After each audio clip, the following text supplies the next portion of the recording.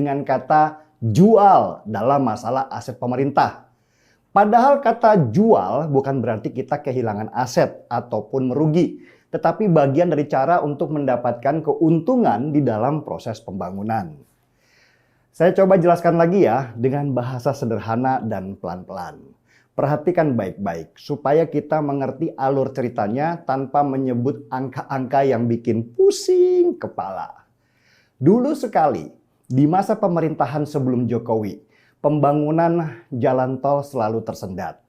Contohnya, tol Becak Ayu yang sudah diresmikan oleh Presiden Soeharto tahun 1995 akhirnya mangkrak puluhan tahun dan baru dibangun lagi pada masa awal pemerintahan Jokowi di tahun 2014.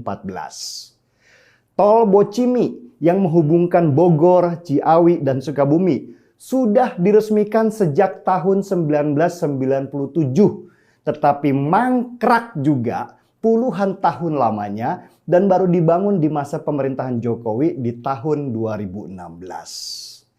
Kenapa kok pembangunan tol bisa mangkrak sampai puluhan tahun begitu?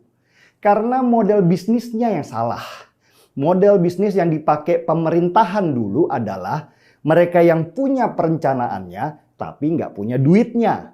Akhirnya pemerintah mengeluarkan surat yang namanya konsesi jalan tol, yaitu kerjasama pemerintah dengan swasta untuk membangun jalan tol.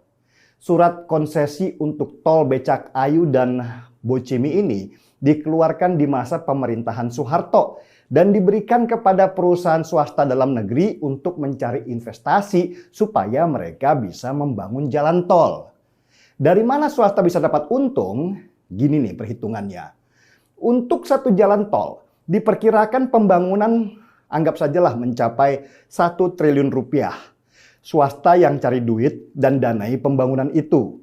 Nah, swasta mendapatkan konsesi pengelolaan jalan tol selama 40 tahun misalnya. Selama 40 tahun itu, swasta kemudian ngitung. Ternyata untung 30% dari modal yang mereka keluarkan. Sesudah 40 tahun dan swasta sudah mendapatkan untung, maka konsesi jalan tol kembali ke pemerintah lagi sebagai pemilik. Kalau misalnya rugi, ya swasta itu yang nanggung, bukan pemerintah. Masalahnya, sesudah mereka mendapatkan konsesi tol, perusahaan-perusahaan swasta itu nggak bangun-bangun jalan tol. Karena ternyata mereka nggak punya duit. Cuman ngomongnya doang yang gede. Dan akhirnya swasta yang mendapatkan konsesi jalan tol dari hasil KKN itu menjual lagi konsesinya ke pihak swasta lain. Begitu terus, yang ada cuma jual beli surat konsesi tapi jalan tolnya nggak dibangun-bangun sampai puluhan tahun. Harga tanah makin bengkak karena dimainkan mafia tanah yang tahu bahwa jalan itu akan dibangun jalan tol. Mangkrak selama puluhan tahun. Jokowi gemes bukan main. Oke, permainan sekarang diubah. Sekarang pemerintah yang campur tangan kalau gitu. Surat konsesinya dibeli pemerintah lewat perusahaan BUMN mereka. Jadi BUMN sekarang yang pegang kendali karena mereka yang pegang konsesi. Rencana jalan pun dirubah. Gak lagi pakai rencana jalan yang lama. Sehingga mafia tanah yang dulu menguasai tanah akhirnya gigit jari karena gak jadi dibeli oleh pemerintah. Banyak mafia tanah yang bangkrut gara-gara ini. Dan mereka akhirnya jadi pembenci Jokowi. Nah, BUMN milik pemerintah itu kemudian mencari hutangan juga partner untuk membangun jalan tol. Makanya pembangunan jalan tol di era Jokowi itu gila-gilaan. Di mana-mana membangun dan cepet banget. Tiba-tiba aja kita kaget dengan, loh kok sudah jadi jalan tolnya? Gak ada jalan tol yang mangkrak di masa pemerintahan Jokowi. Mobilitas kita pun semakin lancar. Karena pembangunan jalan tol di mana-mana, BUMN pun berhutang di mana-mana untuk membangun jalan tol. Misi sudah selesai, tinggal bagaimana mencari keuntungan. Akhirnya BUMN pun menjual konsesi yang 40 tahun itu. Catat ya, yang dijual konsesinya bukan jalan tolnya. Karena nanti sesudah 40 tahun, jalan tol itu nanti akan kembali ke pemerintah. Sampai sini paham kan? Yang dijual adalah konsesinya selama 40 tahun, bukan aset jalan tolnya. Karena nanti sesudah 40 tahun, semua jalan tol itu akan kembali ke pemerintah sebagai pemilik sertifikatnya. Begini analogi sederhananya. Kita punya tanah di daerah strategis. Mau bangun usaha ruko contohnya, nggak punya duit. Kita cari orang yang punya duit. Tolong dong banguni ruko di tanah saya. Nanti keuntungan dari sewa ruko itu milik kamu selama 10 tahun. Nah, sesudah 10 tahun dan kamu sudah untung banyak, ruko itu jadi milik saya dengan semua keuntungan sewa menyewanya. Begitu analogi sederhananya. Apakah BUMN yang jual konsesi ke swasta itu rugi? Ya enggak lah, mereka tetap untung. Meski untung mereka tidak sebesar kalau mereka mau menahan surat konsesi itu selama 40 tahun.